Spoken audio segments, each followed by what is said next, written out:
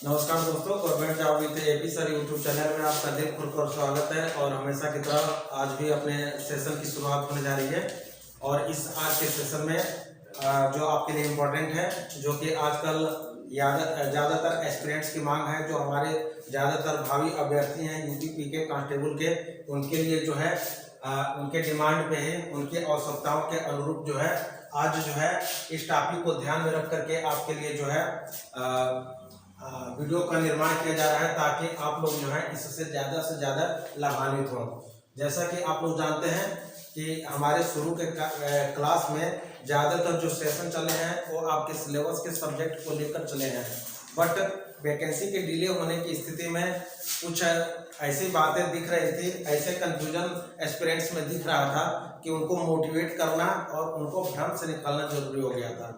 तो उसी को दृष्टिगत रखते हुए पीछे के वीडियो बनाए गए हैं। लेकिन जो 24 मार्च 2023 को प्रिंट मीडिया और सोशल मीडिया के माध्यम से जो भी खबर वायरल हुई, जिसमें कि ये बताया गया कि बहुत जल्दी है मतलब अप्रैल से आपका जो है यूपी कांस्टेबल का कवायद जो पुलिस प्रबंधन बोर्ड शुरू करने जा रही है, उसी को दृष्टिगत रखते हुए जब ये सूचना मिली बच्चों को, जो हमारे भावी एस्पिरेंट हैं, जो भावी अभ्यर्थी हैं, उनको ये लगा कि अब जो है उम्मीद जगी है और वैकेंसी आने की संभावना दिख रही है।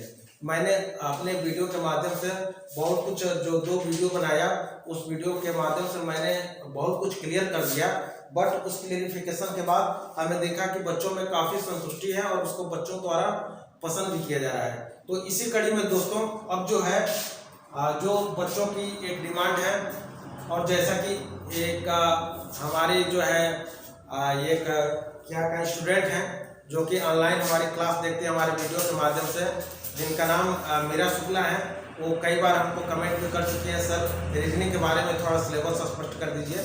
तो मीरा जी, मैं फोन के माध्यम से चर्चा कर दे रहा हूँ। उसी कड़ी में आज जो है एक समग्र रूप से वीडियो आपके स्ट्रेटजी के लिए बन रहा है, और जो है नेक्स्ट में आगे आपको अगले 2-3 दिनों में आपका रीजनिंग का भी सिलेबस यहाँ पे पूर्णतः समझा दिया जाएगा। रीजनिंग का सिलेबस आपको बता दिया जाएगा। तो चलिए दोस्तों, अब जो है हमारी जो टॉपिक है आज का जो सेशन है हमारा, जिस टॉपिक पे निर्धारित है, जिस यूनिट पे निर्धारित है, उस पर हम लोग चर्चा कर लेते हैं। तो जैसे कि आप लोग देखे होंगे कि हमने अपना जो टॉपिक रखा है कि इस अचूक रणनीति को अपनाओ और यूपी कांस्टेबल न्यू वैकेंसी 2023 में गारंटी के साथ सिलेक्शन पाओ। दोस्तों, ये देखने से आपको थोड़ा अजीब सा लग भी रहा होगा, और अजीब सा लगने का कारण यह है कि मैंने क्या लिख दिया है। तो दोस्तों एक चीज बताऊं कि मैंने ये जो लिखा है ऐसे नहीं लिखा है, इस बातों में काफी कुछ दम भी है। और एक चीज बताऊं, सीरियस हो जाओ, इस चीज को देखो और इस चीज को फॉलो करो, आपको लगेगा कि वास्तव में एपी सर ने कुछ लिखा है, तो उसमें कुछ बात है, कुछ दम भी है। तो चलिए अब जो है अपने सेशन की विधिवत शुरुआत करते हैं। और इस सेशन में हम लोग, हमारा सिलेबस क्या है, यूपी कांस्टेबल का जो सिलेबस है वो क्या है, और उस सिलेबस के अकॉर्डिंग जो पेपर की आने की जो संभावना है, कैसी पेपर आ सकती है या कैसे अभी तक पेपर आए हैं, उसको हम लोग पूरी चर्चा करेंगे। पूरा जो हमारा सिलेबस है, पूरे हमारे जो पेपर के क्वेश्चंस हैं, वो कितने सेगमेंट या सेक्शन में या कितने भागों में, कितने खंडों में बटे हुए हैं, उस पर हम लोग टोटल आज चर्चा करते हैं। और चलिए जैसा कि हम शुरुआत करते हैं दोस्तों, जैसा कि आप अभी तक अपने प्रीवियस ईयर के पेपर को देखे होंगे, तो आपने ये महसूस किया होगा, आपने ये देखा होगा कि अभी तक जो है पुलिस प्रोन्नत बोर्ड यूपी कांस्टेबल के एग्जाम में प्रधानतः मुख्य रूप से 150 क्वेश्चन पूछता है, और वो 150 क्वेश्चन आपके जो है 2 मार्क्स कैरी करते हैं, मतलब एक क्वेश्चन 2 नंबर का होता है। और आपको ये भी पता होगा कि इसमें जो निगेटिव मार्किंग होती है, जो नोटिफिकेशन में उल्लेख होता है, वो आपका 0.5 मार्क्स या 1/4 का होता है। तो अब दोस्तों 1/4 का माइनस मार्क है, 150 क्वेश्चन है, और प्रत्येक क्वेश्चन 2 नंबर का है, यानी टोटल जो क्वेश्चन है वो आपका 150, और टोटल जो मार्क्स हैं वो आपके 300 हुए। तो इस सिलेबस को ध्यान रखते हुए, इस पैटर्न को ध्यान रखते हुए हमको क्या ऐसी रणनीति अपनानी है कि हमारी जो सिलेक्शन है निश्चित रूप से हो सके। हम जो भी वैकेंसी आ रही है उसमें हम अपना एक स्थान निश्चित रूप से सुरक्षित कर सकें। तो देखिए दोस्तों, मैं आपको बता दूं, एक मोटा मोटी या समग्र रूप से चर्चा करें तो आपका जो टोटल सिलेबस है दोस्तों, वो आपको जीएस, दूसरा हिंदी, तीसरा रीजनिंग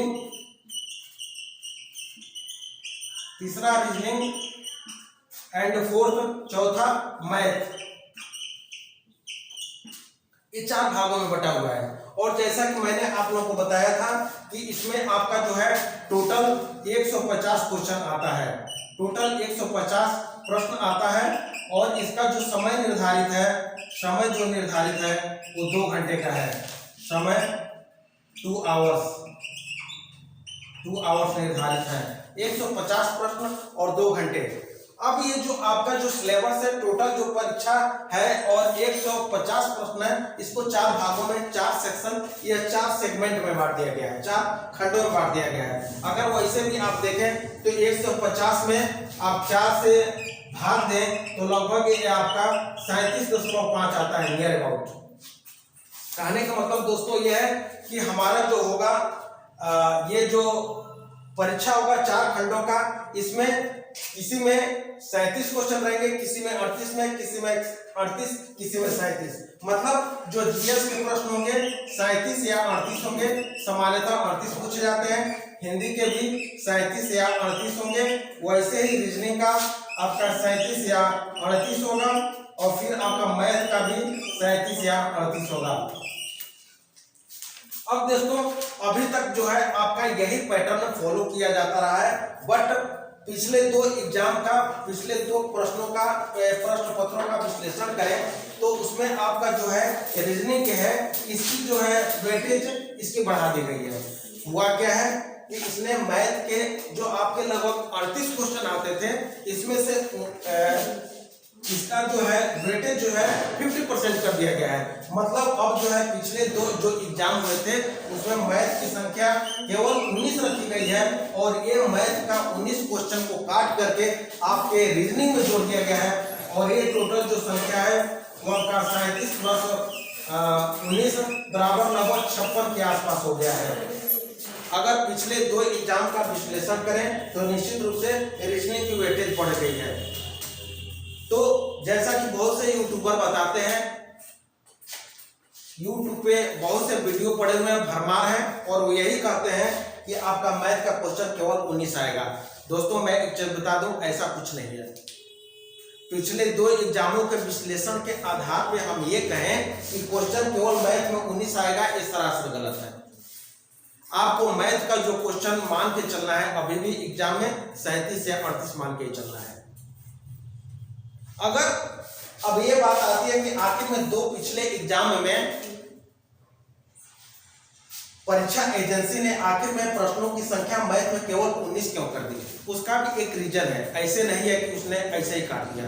दोस्तों अगर आप पिछले प्रश्न पत्रों का विश्लेषण करें तो मैथ में आप देखे होंगे, मैथ में इसने जहां से इसका सेक्शन शुरू होता है वहां पे आप टॉपिक यूनिट के रूप में, हेडलाइन के रूप में आप देखेंगे तो वहां किसी तरह का मैथ ना लिख करके, किसी तरह की गणित ना लिख करके, इसमें इसने लिखा है कि न्यूमेरिकल एबिलिटी या आंकिक योग्यता।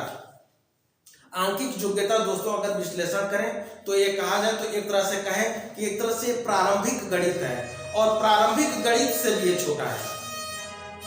और ये न्यूमेरिकल एबिलिटी एक ऐसा सब्जेक्ट कहा जाए, एक ऐसा सेक्शन है जिसमें आपका रीजनिंग के जो नॉर्मल रीजनिंग है आराम से समाहित हो जाते हैं। आप लोग जानते हैं रीजनिंग और मैथ जो है बहुत कुछ एक दूसरे के करीब होते हैं। तो दोस्तों अगर देखा जाए तो ये जो है मैथ का वेटेज कम हो जाने का और रीजनिंग का वेटेज जो है बढ़ जाने का सिर्फ और सिर्फ यही एक कारण है। तो दोस्तों आप लोग समझ लिए होंगे कि जीएस, हिंदी, रीजनिंग और मैथ इनकी संख्या लगभग कितनी है और इनका विश्लेषण एग्जाम पैटर्न में कैसे किया जाता है। अब जो है अब हम लोग थोड़ा चर्चा करते हैं कि जो है ये 4 सेगमेंट हैं जो आपके 4 खंड बटे हुए हैं। इसमें क्वेश्चन किस तरह के आते हैं, चारों के क्वेश्चन के जो चारों भाग हैं उसकी पैटर्न कैसे होती है, उसका जो प्रश्न पूछने का क्राइटेरिया कैसे होता है, थोड़ा सा हम लोग चर्चा कर लेते हैं। तो दोस्तों अगर आप प्रीवियस ईयर पेपर का समग्र विश्लेषण करें, अगर सीरियस होकर के देखें तो एक चीज बहुत स्पष्ट होती है कि पुलिस प्रोन्नत बोर्ड की तरफ से जो सिलेबस रखा गया है पहला कि बहुत इजी रखा गया है। आपको पता होगा कि पुलिस कांस्टेबल में जितने भी एग्जाम होते हैं भारत में अन्य प्रदेशों में, उसमें यूपीपी का जो कांस्टेबल का एग्जाम होता है सबसे इजी होता है, उसका सिलेबस सबसे इजी है अन्य प्रदेशों की अपेक्षा। एमपी का देख लीजिए, राजस्थान का देख लीजिए, दिल्ली पुलिस का देख लीजिए, किसी भी स्टेट का देख लीजिए, तो उसके अपेक्षा यहाँ का सिलेबस और क्वेश्चन पूछने का तरीका ये बहुत ही आसान होता है। सेकंड है, जहाँ क्वेश्चन पूछने का तरीका यहाँ आसान होता है, वहीं एक चीज आपने देखा होगा कि यहाँ अन्य प्रदेशों के अपेक्षा वैकेंसी हमेशा ज्यादा आती है। यही कारण होता है कि जो भी अच्छे लड़के पढ़ने में होते हैं यूपी में, उनको सफल होने की गारंटी लगभग निश्चित होती है।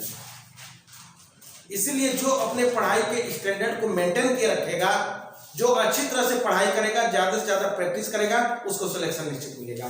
खैर एक बात की बात है, हम लोग अपने रणनीति की बात करते हैं। अब दोस्तों पहले रणनीति की तरह हम देखते हैं कि जीएस की चर्चा न करके पहले हम लोग टोटल हिंदी, रीजनिंग और मैथ के बारे में चर्चा करेंगे। दोस्तों आप लोगों में से मैक्सिमम लोग हिंदी और मैथ में हम प्रारंभिक गणित की चर्चा करें तो हाई स्कूल स्तर पर निश्चित रूप से पढ़े होते हैं। और ये जो आपका क्राइटेरिया है हिंदी और मैथ पूछने की, ये आपके हाई स्कूल लेवल की ही है। अगर हाई स्कूल में किसी ने प्रारंभिक गणित भी पढ़ा होगा तो ये आसानी से 19 क्वेश्चन में से 15 से 16, 17 तक कर सकता है। अगर उसकी तैयारी अच्छी है तो टोटल वो 19 भी कर सकता है। मैं 19 के संदर्भ बात कर रहा हूँ और 38 के संदर्भ में बात करूँ तो सीधे उसका लगभग दूसरा। ऐसे ही रीजनिंग की चर्चा करें तो दोस्तों आपको पता होगा कि रीजनिंग कुछ नहीं है, रीजनिंग जिसको मैथ आती है अच्छी तरह से उसको रीजनिंग भी आती है। और प्रीवियस ईयर पेपर को देखा जाए तो इसमें जो रीजनिंग का सिलेबस रखा गया है बहुत ही आसान रखा गया है। जो नॉर्मल रीजनिंग होती है उसी को, जो जनरल रीजनिंग होती है उसी को रखा गया है। इसमें एडवांस रीजनिंग या लॉजिकल रीजनिंग को नहीं रखा गया है। वैसे ही आपका जो मैथ है उसमें भी एडवांस मैथ को बिल्कुल नहीं रखा गया है। इसमें एक तरह से न्यूमेरिकल एबिलिटी, आंकिक योग्यता को रखा गया है। और इसमें हल करने का सीधी सी एक रणनीति अच्छी सी है कि अगर आप क्वेश्चन को समझ लिए और आपको नॉर्मल गणित भी आती है, एक सामान्य गणित भी आती है, तो आप इस मैथ को आसानी से कर लोगे। और जो मैथ आसानी से कर लेता है उसको अंकों से खेलने में मजा आता है, वो अंकों से आसानी से खेल लेता है, तो मैथ के साथ ही वो रीजनिंग भी कर लेगा, क्योंकि इसने जो भी रीजनिंग में रखा है सिलेबस में और अभी तक जो क्वेश्चन पूछने का तरीका रहा है बहुत आसान रहा है। प्रीवियस ईयर पेपर को देखिए, आपको बहुत कुछ स्पष्ट हो जाएगा। हिंदी की चर्चा कर लेते हैं दोस्तों। इस पूरे सेगमेंट में, पूरे सेक्शन में, पूरे खंडों में जो सबसे आसान और सबसे ज्यादा स्कोरिंग और सबसे कम समय में स्कोरिंग सब्जेक्ट है वो आपका हिंदी है। हिंदी में आपके लगभग 37 से 38 जो भी क्वेश्चन आते हैं, एक ऐसा सब्जेक्ट है जो 3 से 4 महीने में 100% इसमें स्पीड एक्यूरेसी के साथ क्वेश्चन सॉल्व किए जा सकते हैं और लड़के करते भी हैं। दोस्तों आपको पता होगा ये हिंदी में जो भी लड़के एग्जाम देने जाते हैं, जो नॉर्मल लड़के होते हैं, जो बहुत कुछ पढ़े नहीं होते हैं, वो भी 25 करके आते हैं। और मैं आपको बता दूं सिलेक्शन उन्हीं का होता है जो हिंदी में कम से कम आपके 34-35 प्लस करके आते हैं। मतलब 37-38 में से हर हालत में आपको 35 प्लस करना है, 35 के आसपास करना है। और मैं बता दूं जो मेरा तरीका है, जो मेरा पढ़ाने का स्ट्रेटजी है या जो मेरा तजुर्बा है, उसमें 37-38 किया जा सकता है। और वो भी नहीं बहुत ज्यादा समय दे करके नहीं, बहुत कम समय दे करके 37-38 क्वेश्चन या 100% किया जा सकता है। अब जो आती है एक हम जीएस में थोड़ा चर्चा कर लेते हैं दोस्तों। आपके पूरे सेक्शन में, ये चारों सेक्शन में एक जीएस ही ऐसा सब्जेक्ट है जो आपको थोड़ा टफ लगता होगा। ये लगता होगा कि ये इसमें नंबर स्कोर करना थोड़ा मुश्किल है। आपकी जो बात है, आपकी जो सोच है, आपकी जो थिंकिंग है बहुत हद तक सही है। कारण यह है कि आप पता है कि जीएस जो होता है किसी एक सब्जेक्ट का कलेक्शन नहीं होता है, संग्रह नहीं होता है। इसमें कई लगभग 6-7 सब्जेक्ट होते हैं, 6-7 यूनिट होते हैं। जब ये मिलते हैं तब आपस में जीएस या जीके का कहीं कहीं पर, जैसे जीएस आपने जीके भी आपके पेपर मिलता है, इसमें 7-8 जो सब्जेक्ट मिलते हैं तब इसका निर्माण होता है। जीएस मतलब जनरल साइंस, जनरल स्टडी, और जीके मतलब जनरल नॉलेज। सीधी सी बात है कि इसके ह्यूमैनिटी के लगभग जितने सब्जेक्ट होते हैं उसमें समग्र रूप से इसका अध्ययन करना होता है। तो दोस्तों जीएस के बारे में हम लोग की जो रणनीति की चर्चा की जाए तो इसका भी बहुत सिंपल रणनीति है कि जीएस में जो पुलिस प्रोन्नत बोर्ड की तरफ से जो सिलेबस दी गई है उसके बारे में आप बिल्कुल टेंशन में ना आइए कि इसका सिलेबस बहुत टफ है। मैं आपको बता दूं दोस्तों कि प्रीवियस ईयर पेपर को देखिए तो आपको लगेगा कि history, polity, geography, science, economics, agriculture, current affairs और मिसलेनियस जो विविध टॉपिक्स होते हैं, थोड़ा बहुत स्पोर्ट्स, उनको भी करके बहुत आसानी की तरह से जीएस में आप 25+ कर सकते हैं और बिल्कुल संभव है।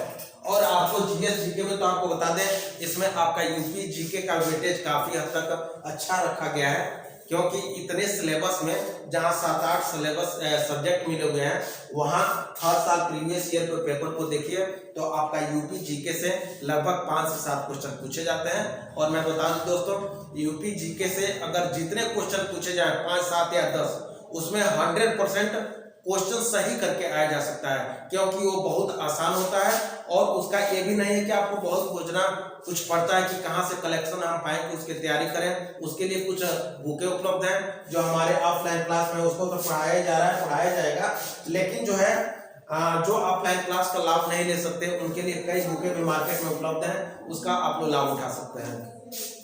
तो दोस्तों हम लोग जो है एक जो है समग्र रणनीति के तहत चर्चा कर रहे थे कि क्या है कैसे तैयारी करें कि हमारा सिलेक्शन निश्चित हो जाए और सिलेक्शन का हमारा क्राइटेरिया क्या हो। क्या ऐसा एक रणनीति बनाए कि हम अपने 150 क्वेश्चन में आराम से जो है 120-25 क्वेश्चन आराम से कर जाए। दोस्तों ये जो है आप अभी से एक रणनीति अपना लो और वो रणनीति आपकी यही होनी चाहिए कि हिंदी में हमें 37-38 क्वेश्चन जितने भी आएंगे सबको करना है। रीजनिंग में अगर 55-56 क्वेश्चन आते हैं, 1-2-3 क्वेश्चन को लेस कर दो तो हमें टोटल करना है। और मैथ में अगर 19 क्वेश्चन आते हैं तो 19 में से हमें 16-17 करना है। अगर आपको ये देखेंगे तो आपका ये तीनों मिला दिया जाए तो आप लगभग 70-80 के आसपास पहुंच जाते हैं, आराम से 80+ के आसपास पहुंच जाते हैं। और जीएस में अगर आप 20 भी कर लेते हैं तो आराम से आपका जो है 100 का आसपास के जो क्राइटेरिया है वो पार हो जाता है। तो अब हमें क्या है कि फिर कैसे क्या करना चाहिए, किसी भी एथेंटिक बुक से या किसी भी एथेंटिक नोट से या किसी भी यूट्यूबर से आप हिंदी पढ़ो। बेहतर यही होगा कि यूट्यूबर से न पढ़ के कोई भी अच्छी बुक जो एथेंटिक हो, विश्वसनीय हो, मार्केट से लो और 1-2 बुक से आप हिंदी पढ़ो। रीजनिंग के लिए भी मार्केट से आप कोई अच्छी बुक लेकर के एथेंटिक विश्वसनीय बुक, गाइड नहीं, गाइड भी पढ़ो, प्रैक्टिस भी पेपर पढ़ो तो, लेकिन वो विश्वसनीय होने चाहिए। मार्केट में देखिए इसमें बुक्स की भरमार है, ये इसमें कोई भी वैकेंसी जो आती है जिसमें वैकेंसी ज्यादा होती है, कई तरह से फर्जी पब्लिकेशन जो फेक पब्लिकेशन होते हैं, कई तरह के गलत किताबें निकालते हैं, उससे आप लोग बचें। आप अपने सीनियर्स से जो सिलेक्ट हो चुके हैं या जो अपने कोचिंग से या कहीं किसी भी माध्यम से किसी एथेंटिक बुक को पकड़ करके उसी से तैयारी करो। रीजनिंग के बारे में वही है, मैथ के बारे में भी आपको वही करना है। कोई भी विश्वसनीय बुक मार्केट में पड़ी हो उसको लेकर के उससे आप ज्यादा से ज्यादा पढ़ सकते हैं। और जीएस जीके ये तो सब लोग जानते हैं कि जीएस जीके में मार्केट में कितने मैटर पड़े हुए हैं। देखो दोस्तों मैं आपको एक बता दूं, चारों के लिए जो भी किताबें लेना, किसी भी यूट्यूबर से पढ़ना, बहुत डीपली मत पढ़ना। आपको जो है एक जनरल जो है एक नॉलेज की आवश्यकता है और उसी संदर्भ में आपके टोटल सेक्शंस को पढ़ने हैं। किसी भी सेक्शन को आप एडवांस लेवल पे या बहुत ही डीप जाने की आवश्यकता आपको नहीं है। और अगर आप यूट्यूबर से या ऑनलाइन भी पढ़ रहे हैं तो आपको बहुत एडवांस जाने की जरूरत नहीं है। दोस्तों समग्र रणनीति की तरह अगर आपने ये सब सिलेबस समझ लिया है, खंड समझ लिया है, तो मैं आपको एक चीज बता दूं कि इस एग्जाम में वही सफल होगा। जैसा कि हमेशा मैं चर्चा करता हूं और करता भी रहूंगा, आपके सिलेक्शन के लिए वही सफल होगा जो सही समय पर सही रणनीति के साथ सही दिशा में सही मार्गदर्शन में सफल प्रयास करेगा। और दोस्तों, अगर आपको अपनी सफलता को सुनिश्चित करना है तो मैं इसके पहले भी वीडियो में बता चुका हूँ, इस चक्कर में न पड़ो कि वैकेंसी कब तक आएगी। बस इस चक्कर में रहो कि हमें नोटिफिकेशन आने के पहले अपने सिलेबस को पूरा तैयार कर लेना है और नोटिफिकेशन आने के बाद हमें सिर्फ और सिर्फ रिवीजन करना है। और एक और चीज बता दूं, कभी आप लोग प्रैक्टिस सेट या मॉक टेस्ट के चक्कर में बिल्कुल न पड़ना। आप उसमें जब पढ़ोगे तो आप टेंशन में आ जाओगे। टेंशन में आने का रीजन ये होगा कि आप उसको समझ नहीं पाओगे कि ये क्वेश्चन कहाँ से आया है, क्वेश्चन कहाँ से नहीं आया है। तो आपका जो स्ट्रेटजी होना चाहिए, जो आगे की, जो इस समय की, वो ये होना चाहिए कि आप अपने सिलेबस को उठाओ और सिलेबस के अकॉर्डिंग पहले प्रीवियस ईयर पेपर का ध्यान रखो। पहले आपका फर्स्ट जो स्टेप है कि सिलेबस कहीं से डाउनलोड कीजिए, कहीं से सही जो सिलेबस है उसको देखिए। सिलेबस को देखने के बाद आप जो है प्रीवियस ईयर पेपर को देखिए। ये आपका प्रीवियस ईयर पेपर दूसरे नंबर पे आता है। प्रीवियस ईयर पेपर को एक बार नहीं कई बार आप अध्ययन कीजिए और अपने दिमाग को एक सेटअप कीजिए कि आखिर में आपका क्वेश्चन किस तरह का आता है। जब आपके दिमाग में सिलेबस के अकॉर्डिंग क्वेश्चन का लेवल पता चल जाए तो उसके अकॉर्डिंग अपने बुक को, एथेंटिक बुक को चूज कीजिए। वो आप सीनियर से पूछ सकते हैं, सिलेक्टेड स्टूडेंट से पूछ सकते हैं, किसी कोचिंग संस्थान से, या कहीं भी तमाम तरह के साधन है। आजकल एंड्रॉइड का जमाना है, कहीं से भी आपको मिल जाएगा। तो किसी भी तरह से अपने एथेंटिक बुक को और हर एक सब्जेक्ट के लिए 1 से 2 बुक रखिए, इससे ज्यादा नहीं। उसी बुक को बार बार पढ़िए, उसी का बार बार रिविजन कीजिए। पढ़ते समय जो भी इंपॉर्टेंट लगे उसको अंडरलाइन कीजिए और जो है ये सब काम आपका प्रीवियस ईयर पेपर के अकॉर्डिंग होनी चाहिए। दोस्तों, मुझे उम्मीद है कि अभी तक मैं जो आपके सिलेबस के बारे में जो स्ट्रेटजी की चर्चा कर रहा था। और दोस्तों, एक चीज मैं बताऊं, अभी वैकेंसी आज के डेट में अभी तक नहीं आई है और जब भी वैकेंसी आएगी, जो मैं बताया हूं कि जून के आसपास आपका नोटिफिकेशन आएगा, जुलाई के आसपास आपका सबमिशन शुरू होगा और जो है आपका एग्जाम है नवंबर के आसपास होगा। कहने का मतलब दोस्तों, आपके पास एग्जाम के लिए बहुत सारा समय है और इस समय भी आप अलर्ट हो जाओ। रोज अगर 5 से 7 घंटा रोज भी पढ़ोगे तो आपको सिलेक्शन होने के लिए बहुत पर्याप्त समय है और इस चीज को, इस स्ट्रेटजी को फॉलो करो तो आपका सिलेक्शन निश्चित रूप से होगा। दोस्तों, आपके लिए मैं स्ट्रेटजी के लिए आपके काम को आसान करने के लिए, आपके सिलेक्शन को सुरक्षित करने के लिए, आपके सीट को सुरक्षित करने के लिए, रिजर्व करने के लिए मैं आगे भी वीडियो बनाता रहूंगा, चाहे वो टॉपिक सिलेबस से संबंधित हो या आपके स्ट्रेटजी से संबंधित हो। आज को जो स्ट्रेटजी है आपने मोटा मोटी थोड़ा बहुत समझ लिया होगा। बाकी जो ये स्ट्रेटजी की मैंने चर्चा की, एक समग्र रूप से चर्चा की। अब आपका जो आगे का वीडियो आएगा वो अलग अलग स्ट्रेटजी का ही आएगा।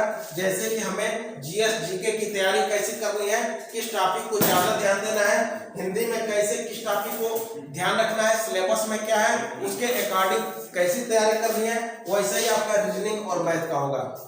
दोस्तों, ये जो है स्ट्रेटजी, जो स्मार्ट स्ट्रेटजी है, एक अचूक रणनीति है जो आपकी सिलेक्शन दिलाएगी। इस पर हमने अभी तक चर्चा की। उम्मीद है कि हमारे स्ट्रेटजी से आप लोग निश्चित रूप से लाभान्वित होंगे और हमारी स्ट्रेटजी अगर एक बार समझ में ना आए तो कई बार वीडियो देखिएगा। वीडियो हमारे व्यू और आवर्स को बढ़ाने के लिए नहीं, अपनी भलाई के लिए देखना, ठीक है। तो बाकी है कि बाकी जो 4 सेक्शन है इस पे हम लोग अलग अलग भी चर्चा करेंगे और इसके लिए क्वेश्चन का पैटर्न, लेवल और इसका स्ट्रेटजी क्या होना चाहिए, आगे की वीडियो में हम इसको देखेंगे। तब तक के लिए दोस्तों, आज के लिए सिर्फ इतना ही और उम्मीद है कि आपको वीडियो पसंद आई होगी। और चलते चलते मैं एक चीज बता दूं, कहीं भी रहो, किसी भी स्तर पे रहो, पढ़ते रहो।